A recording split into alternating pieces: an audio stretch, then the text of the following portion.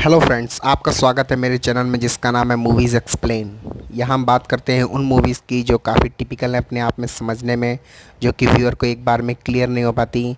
और कई बार कुछ मूवीज़ इंडिया में इंग्लिश में रिलीज़ होती हैं जो कि व्यूअर्स को इंग्लिश टोटली क्लियर नहीं हो पाती। सो हम यहाँ बात करते हैं उन टिपिकल मूवीज़ को एक्सप्लेन करने की, वो भी हिंदी में। हम उन मूवीज़ के बारे में बात करते हैं जो काफ़ी टिपिकल हैं, like Inception, Interstellar, Donnie Darko, Shutter Island. Before we are starting, I request you to please subscribe my channel. This will help us. So please subscribe my channel. ऐसे ही मूवी एक्सप्लेनेशन को देखने के लिए आज हमने movie select की है जिसका नाम है the Interstellar. This is one of the most finest movie ever made and at the same time this is one of the most typical and the mind bending movie ever made. हम ये video शुरू करने पे पहले, movie explanation को शुरू करने से पहले आपको ये बता दिए एक्सप्लेनेशन काफ़ी लंबा हो सकता है, तो इसलिए मैंने इस वीडियो को दो पार्ट में डिवाइड करा है। पार्ट वन में मैं लगभग 70% मूवीज़ को एक्सप्लेन करूँगा and the in our next part I will explain the remaining movie. So let's start. Before we are starting again I request you to please subscribe my channel and support us. ये movie start होती है एक scene से जहाँ पर हमें दिखाया जाता है कि एक फॉर्मर जिसका नाम होता है जोसेफ कूपर, जो कि इस मूवी का मेन लीड हीरो है, जिसका नाम है मैथ्यू मैककॉनॉय। और ये जो जो कि पहले नासा में पायलट भी रह चुका है, अब वह फार्मर है। वो अपने फादर इन लॉ, अपनी बेटी मर्फ और अपने बेटे टॉम के साथ वहाँ रहता है। अगले सीन में हमें दिखाया जाता है कि मर्फ अपने फादर कूपर को ये बताती है कि उसके कमरे में एक बुक शेल्फ है जिससे रोज़ किताबें नीचे गिर जाती हैं। वह कूपर को बताती है कि उसके कमरे में एक भूत आता है जो कि रोज़ किताबों को नीचे गिरा देता है। कूपर उसको बताता है ऐसा कुछ नहीं है। फिर हमें दिखाया जाता है अगले सीन में कि बहुत बड़ा डस्ट स्टॉर्म आता है, और इस सीन से हमें यह दिखाया जाता है कि अर्थ अब रहने लायक प्लेनेट नहीं बचा है और यहाँ सारी फसलें ख़राब हो चुकी हैं और एग्रीकल्चर लैंड भी पूरी तरीके से तबाह हो चुका है। जब ये डस्ट का जाइंट स्टॉर्म आता है, तब मर्फ कूपर की बेटी जो होती है अपने कमरे का दरवाज़ा खुला छोड़ देती है, जिससे कि उसके कमरे में धूल के कण आ जाते हैं। वो धूल के कण एक पैटर्न बनाते हैं जो कि ग्रेविटी में छेड़छाड़ करने या बदलाव के कारण से बन रहे होते हैं, किसी भूत की वजह से नहीं। कूपर उन कोऑर्डिनेट को डिकोड करता है। कूपर और मर्फ उन कोऑर्डिनेट को फॉलो करते हुए नासा के सीक्रेट बेस में पहुंच जाते हैं, जहां उन्हें पता चलता है कि यूएस गवर्नमेंट नासा को चुपचाप सीक्रेटली फंडिंग कर रही है ताकि अर्थ पे रह रहे लोगों को बचाया जा सके, क्योंकि अर्थ अब एक ऐसा प्लेनेट है जो कि अब रहने लायक सेफ जगह नहीं है। इसलिए नासा ये प्लान करता है कि हम अर्थ के लोगों को बचाने के लिए एक दूसरी प्लेनेट की खोज करेंगे जहाँ पर सर्वाइवल है, या जहाँ जिस प्लेनेट पे रहने लायक जगह बची है। कूपर जब नासा के सीक्रेट बेस में पहुंचता है तो वह अपने पहले प्रोफेसर रह चुके जिनका नाम होता है प्रोफेसर ब्रांट, उनसे मिलता है। प्रोफेसर ब्रांट उन्हें बताते हैं कि हमने रिसर्च करी है, उसमें हमने ये पाया है कि फ्यूचर ह्यूमन ने, जो कि काफ़ी एडवांस है अपनी क्वांटम फिजिक्स ने, उन्होंने सैटर्न पर हमारे लिए एक वार्म होल बनाया है जिससे कि हम अपने अर्थ पे रहने वाले लोगों को बचा सकें। वार्म होल बेसिकली एक तरीके का होल होता है जिसके अंदर से निकलने से एक पॉइंट से दूसरे पॉइंट तक जाया जा सकता है काफ़ी कम समय में, या फिर हम कह सकते हैं एक प्लेनेट से दूसरे प्लेनेट तक जाया जा सकता है काफ़ी कम समय में, और डायरेक्ट पहुंचा जा सकता है इन होल्स के ज़रिए, इसमें से पास होने से। प्रोफेसर ब्रांड बताते हैं कि यहाँ नासा में जब हमें पता चला कि फ्यूचर ह्यूमन ने सैटर्न पर हमारे लिए एक वार्म होल डिज़ाइन करा है जिससे कि हम अर्थ पे रह रहे लोगों को बचा सकें, तभी हमने 12 लोगों की साइंटिस्ट की टीम को उस वार्म होल की सहायता से पृथ्वी के लोगों के लिए नया प्लेनेट खोजने के लिए, जिस पर हम लोग जा सकें और ट्रांसफ़र हो सकें अर्थ के लोगों को, 12 साइंटिस्टों को भेजा उन प्लैनेटों पर कि उन प्लैनेटों पे सर्वाइवल का पता लगाया जा सके। लेकिन उन 12 साइंटिस्टों में सिर्फ 3 साइंटिस्टों का मैसेज ही नासा तक आता है, जिनका नाम होता है scientist Miller, scientist Edmund and scientist मन। ये बेसिकली 3 नाम हैं उन साइंटिस्टों के, और इन्हीं नामों पर ही उन प्लैनेटों का नाम भी रख दिया है। First name is Miller, second is Mann and third is Edmund. Professor Brand बताते हैं कि अर्थ पर रह रहे लोगों को बचाने के लिए उनके पास 2 प्लान हैं। Basically plan A and plan B. Plan A के हिसाब से ग्रेविटी इक्वेशन को अगर हम सॉल्व कर लें, so we can control the gravity. जब हम ग्रेविटी को कंट्रोल कर लेंगे, अगर अगर ऐसा हो गया, अगर हमने ग्रेविटी इक्वेशन को सॉल्व कर लिया और ग्रेविटी को हम कंट्रोल कर सके, तो एक बहुत बड़ा स्पेस स्टेशन बनाएंगे जिसमें हम अर्थ की बची पॉपुलेशन को ले जाएंगे दूसरे प्लेनेट पे। अगर हमने ग्रेविटी इक्वेशन सॉल्व कर ली, जिससे हम ग्रेविटी के दबाव को कम कर लेंगे और बहुत भारी स्पेस क्राफ्ट को, सारे लोगों को आसानी से दूसरे प्लेनेट पे ट्रांसफ़र कर देंगे, क्योंकि ग्रेविटी का दबाव कम हो जाएगा। तो इससे हमारा रॉकेट प्रोपोर्शनल फ्यूल भी कम लगेगा और फोर्स भी कम लगेगा, जिससे कि हम एक साथ काफ़ी लोगों को, काफ़ी वज़न वाले स्पेस क्राफ्ट को दूसरे प्लेनेट पे पहुंचा सकते हैं और अर्थ पे रह रहे लोगों को बचा लेंगे। ये प्लान ए है। अगर प्रोफेसर ब्रांडी मानते हैं अगर ये प्लान नहीं सक्सीड हुआ तो हम प्लान बी की तरफ बढ़ेंगे।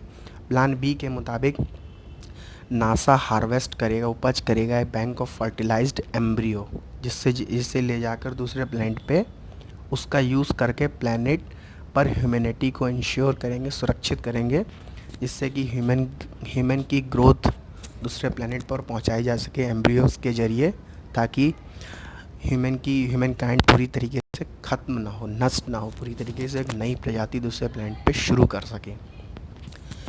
उसके बाद हमें पता चलता है कि प्रोफेसर ब्रांड ये मानते हैं कि प्लान ए कभी सक्सीड नहीं हो पाएगा, क्योंकि उन्होंने ग्रेविटी इक्वेशन बहुत पहले ही सॉल्व कर ली है, लेकिन कुछ चीज़ों के रह जाने की वजह से वह उसमें सफलता पूरी तरीके से नहीं पा पाए।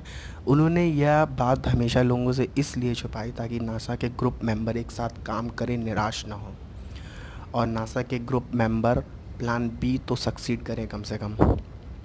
ये जानने के बाद कूपर और एमिलिया ब्रांड, कूपर जो इस मूवी का मेन लीड हीरो है, जो कि इसका रोल मैथ्यू मैककॉनॉही ने प्ले किया है, और एमिलिया ब्रांड जो कि मेन लीड एक्ट्रेस है इस मूवी की, जिसका रोल एन हैथवे ने प्ले किया है।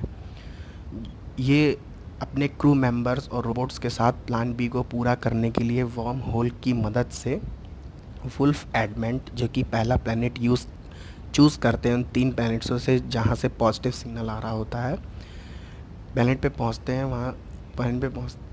हैं। वहाँ सर्वाइवल के लिए ये ढूंढने जाते हैं कि वहाँ सर्वाइवल है या नहीं है।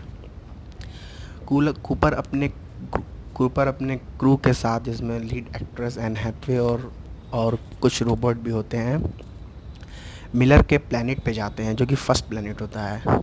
वह वर्म होल की मदद से मिलर के प्लैनेट पे जाते हैं, जहाँ पर उन्हें पता चलता है कि यह प्लैनेट बेसिकली एक ब्लैक होल के पास है, जिसका नाम है गारगंटुआ।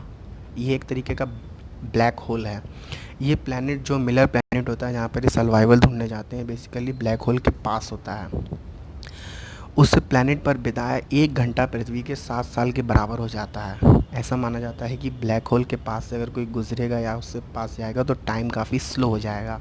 तो यहाँ पर बिताया 1 घंटा 7 साल के बराबर होता है। पर जब वो अपने पहले प्लैनेट पे उतरते हैं, जिसका नाम होता है मिलर्स प्लैनेट, वहाँ पर उन्हें पता चलता है कि यहाँ पानी के अलावा कुछ नहीं है। Basically it was a water planet, no survival here. उसके बाद एक बड़ी सी वेव आती है, तो भी वो वहाँ से निकलते हैं, तो उनका क्रू का एक मेंबर है रोबोट भी मर जाता है वहाँ से। वो बेसिकली जल्दी से वहाँ निकलते हैं, उन्हें पता लगता है कोई सर्वाइवल नहीं है। लेकिन जब तक वहाँ से निकल पाते हैं तब का 3 घंटे हो चुके होते हैं, मतलब पृथ्वी के हिसाब से 21 साल हो चुके होते हैं, क्योंकि 1 घंटा 7 साल के बराबर है, क्योंकि वो प्लैनेट ब्लैक होल के पास होता है, जहाँ पर टाइम काफ़ी स्लो हो जाता है। 21 साल हो चुके होते हैं और इन्हें ये पता लगता है कि उनका जहाज़ है एंटोरेंस, जिससे वो आए होते हैं पहले प्लैनेट पे, उसका फ्यूल भी काफ़ी ख़त्म हो चुका है और वो अभी तक सिर्फ एक प्लैनेट पर ही जा चुके हैं। तभी वो डिसाइड करते हैं कि अगले 2 प्लैनेटों में हम लोग सिर्फ एक प्लैनेट चुनेंगे, क्योंकि हमारे पास फ्यूल काफ़ी कम है। फिर उनका क्रू डिसाइड करता है कि अगला प्लैनेट, 3 प्लैनेटों में से हम लोग मंस प्लैनेट को चुनेंगे, जो कि दूसरा प्लैनेट होता है। यहाँ से स्टार्ट होता है मूवी का सबसे इंटरेस्टिंग पार्ट। मंस प्लैनेट पे पहुँचते हैं, जो कि प्लैनेट साइंटिस्ट के नाम पर ही रखा गया है, जिसका नाम है मंस साइंटिस्ट, उन्हीं के नाम पे प्लैनेट का नाम रखा गया है मंस प्लैनेट। जिसका रोल बेसिकली मैट डेमन ने प्ले किया है, जो कि द मार्शियन मूवी में लीड एक्टर्स का रोल भी प्ले कर चुके हैं। जब कूपर और उनका क्रू मंस प्लेनेट पर पहुंचते हैं तो वह मन से मिलते हैं और वह उन्हें प्लेनेट का सर्वे करवाता है। मन और इस मूवी का मेन लीड एक्ट्रेस मैथ्यू मैककॉनॉही जिसका नाम होता है कूपर इस मूवी में है, वो उस प्लेनेट का सर्वे करते हैं सर्वाइवल के लिए। अचानक से मैट डेमन, जो कि मंस का साइंटिस्ट का रोल प्ले किया है, वह कूपर को ये बताता है यहाँ कोई सर्वाइवल नहीं है। बेसिकली ये एक आइसलैंड प्लेनेट है। फर्स्ट प्लेनेट वाटर प्लेनेट था, ये एक आइसलैंड प्लेनेट है, यहाँ पर भी कोई सर्वाइवल नहीं है। तभी मंस कूपर को बताता है कि मैंने तुम्हें हमेशा से झूठे सिग्नल भेजे। मैंने तुम्हें झूठे सिग्नल इसलिए भेजे कि ताकि कोई मुझे आए यहाँ बचाए आके। मुझे यहाँ 35 साल हो चुके हैं अर्थ के हिसाब से, मैं यहाँ एक तरीके से मर रहा हूँ। मैं ये चाहता था कोई क्रू मेंबर आए और मुझे बचा के यहाँ से ले जाए। बेसिकली ये सब षड्यंत्र मैंने इसलिए रचा ताकि कोई आए मुझे बचाए, यहाँ कोई सर्वाइवल नहीं, मैंने हमेशा तुम्हें झूठे सिग्नल भेजे। तभी कूपर, हम अगले सीन में देखते हैं कि मन जो साइंटिस्ट होता है मैट डेमन, वो कूपर को मारने की कोशिश करता है और बेसिकली उसका रेंजर स्पेस क्राफ्ट भी चुरा लेता है ताकि वह इस प्लेनेट से निकल सके और अपनी आप को सर्वाइव कर सके। उसके बाद अगले सीन में हम देखते हैं कि अमेलिया ब्रांड और एनी हैथवे, जो कि इस मूवी की लीड एक्ट्रेस हैं, वह कूपर को बचा लेती हैं। मैन जिसके प्लेनेट पे वो लोग उतरते हैं, जो उनका क्रू का स्पेस क्राफ्ट भी चुरा लेता है, वो फील्ड मैनुअल ऑपरेशन की वजह से वहीं मारा जाता है। लेकिन वह मरने से पहले कुछ स्पेस क्राफ्ट में उनके जो इंडोरेंस जिससे वह क्रू मेंबर आए होते हैं प्लैनेट्स पे, उनका स्पेस क्राफ्ट को कुछ हल्का फुल्का डिस्ट्रॉय हो जाता है उसकी वजह से, गड़बड़ी की वजह से। केस, जो कि उनके क्रू मेंबर में रोबोट होता है, वह बताता है कि इंडोरेंस जिस शिप से हम लोग आए थे, हम लोगों का स्पेस क्राफ्ट अब ब्लैक होल घरघंटिया के नज़दीक होने की वजह से उसकी तरफ फिसल रहा है। मतलब हम ब्लैक होल में गिर सकते हैं, जिससे कि हमारा काफ़ी टाइम अर्थ पे लैप्स हो रहा है। इंडोरेंस, उनका जो स्पेस क्राफ्ट होता है उसका वेट भी काफ़ी हो जाता है और वह उसमें कुछ गड़बड़ी के कारण और वेट ज़्यादा होने के कारण उसमें कुछ गड़बड़ी होने लगती है। वह ब्लैक होल की तरफ फिसल रहा होता है और टाइम भी काफ़ी लैप्स हो रहा होता है, क्योंकि वो ब्लैक होल के पास टाइम बेसिकली स्लो हो जाता है। तभी कूपर को लगता है कि यहाँ बिताया 1 घंटा 7 साल के बराबर से भी ज़्यादा हो सकता है। उस हिसाब से वह अपनी बेटी से कभी नहीं मिल पाएगा, क्योंकि यहाँ के बिताए 4-5 घंटे 100 साल के बराबर हो जाएंगे। 7-8 घंटे या 10 घंटे 100 साल के बराबर हो जाएंगे। तब तक उसकी बेटी मर्फ जो कि छोटी थी, जो उसे छोटी छोड़ के आया था, वो तब तक तो वह मर जाएगी। तभी कूपर स्पेसक्राफ्ट का वेट कम करने के लिए और स्पेसक्राफ्ट को इंडोरेंस की तरफ, जो उसका इंडोरेंस स्पेसक्राफ्ट होता है, उसे जो बेसिकली लास्ट प्लैनेट होता है, जो सर्वाइवल प्लैनेट होता है एडमंड्स प्लैनेट, उसकी तरफ मोड़ने के लिए कूपर ब्लैक होल गारगेंटुआ को एक ग्रेविटेशनल पुल की तरह इस्तेमाल करता है और वह अपने शिप को प्रोपेल करता है एडमंड्स प्लैनेट की तरफ। उसके शिप का वेट कम करने के लिए कूपर और अपने एक रोबोट तार, जो कि उसके क्रू मेंबर में रोबोट होता है, वह बेसिकली अपने आप को गिरा लेते हैं एक ब्लैक होल में। और स्पेस क्राफ्ट को, जिसमें एनी हैथवे, एमिलिया ब्रांड जो साइंटिस्ट होती है, उसको वो लोग बेसिकली मूव कर देते हैं ग्रेविटेशनल पुल की वजह से एडमंड्स प्लैनेट की तरफ। और जो मेन लीड एक्ट्रेस होता है, वह अपने रोबोट तार के साथ ब्लैक होल में गिर जाता है स्पेस क्राफ्ट का वेट कम करने के लिए। और जब मैथ्यू मैककॉनॉही जो लीड एक्ट्रेस हैं, जिस कूपर का रोल प्ले कर रहे हैं, उनके रोबोट के साथ ब्लैक होल में गिर जाते हैं।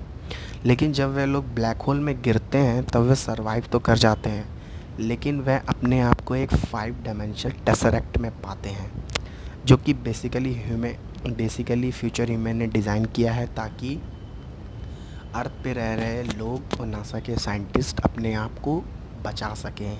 जो कि बेसिकली फ्यूचर ह्यूमन ने डिज़ाइन करा है, इसका नाम होता है टेसरेक्ट। जो कि मर्फ उसकी बेटी होती है अर्थ पे, उसका जो बुक शेल्फ वाला कमरा होता है, उसके जस्ट पीछे ही वह टेसरेक्ट डिज़ाइन किया गया था। वह टेसरेक्ट बेसिकली कूपर के लिए डिज़ाइन करा गया था, क्योंकि कूपर अब ब्लैक होल में गिर जाता है वह टेसरेक्ट पे। अब वह अपनी बेटी मर्फ से अर्थ पे कैसे बात करेगा, उसके लिए बेसिकली फ्यूचर इमेंस ने टेसरेक्ट डिज़ाइन किया था, एक 5 डायमेंशनल। यहाँ पर हम अपने मूवीज़ एक्सप्लेनेशन के वीडियो को फर्स्ट पार्ट को ख़त्म करते हैं। अगले पार्ट में हम बात करेंगे उस टेसरेक्ट के बारे में जिसमें जो कि मेन हीरो है इस मूवी का, जिसका नाम है कूपर, जो कि ब्लैक होल में गिरता है। फिर वह ब्लैक होल से जब वह बच जाता है तो वह एक टेसरेक्ट में फंस जाता है जाके, जो कि 5 डायमेंशनल स्पेस है।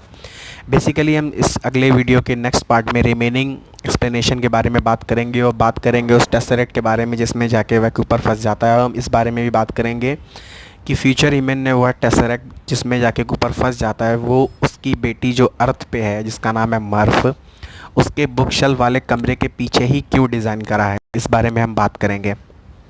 मैं आपके लिए इस मूवी का सेकेंड पार्ट जल्दी ही अपलोड करूँगा। Hope you guys will understand the first part of this movie. Second part देखने के लिए और ऐसी मूवी एक्सप्लेनेशन को देखने के लिए प्लीज़ मेरे चैनल को सब्सक्राइब कीजिए। Please subscribe this channel and support us. Thank you very much.